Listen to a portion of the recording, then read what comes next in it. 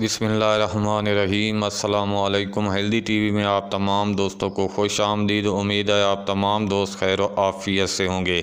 आज की वीडियो में जो नुस्खा टोटका आप दोस्तों के साथ शेयर करने लगा हूँ, ये ऐसे बच्चों के बारे में है जो मिट्टी खाते हैं।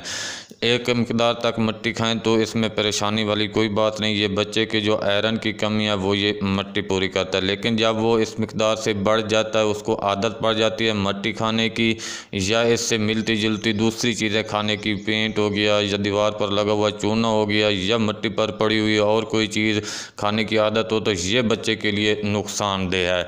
बच्चे के पेट में कीड़े भी पैदा हो सकते हैं, कैल्शियम की कमी का भी शिकार हो सकता है, खून की कमी का भी शिकार हो सकता है, मैदा भी ख़राब हो सकता है और कब्ज़ का शिकार भी हो सकता है।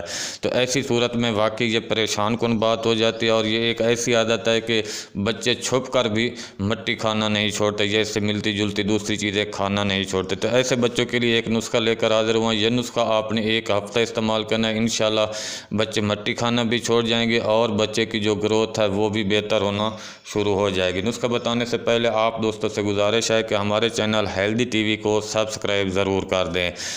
छोटी इलायची 12 ग्राम, तबाशीर 24 ग्राम और मिश्री 36 ग्राम, इन तीन चीज़ों का आपने सफ़ूफ बना लेना है और 1 ग्राम दिन में 3 बार आपने बच्चे को खिलाना है।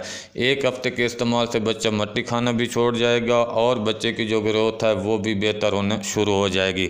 नुस्खा अच्छा लगा है तो वीडियो को लाइक कर दें, सदका जारिया समझ कर शेयर कर दें। मिलते हैं अगली वीडियो में, तब तक के लिए अल्लाह हाफिज़।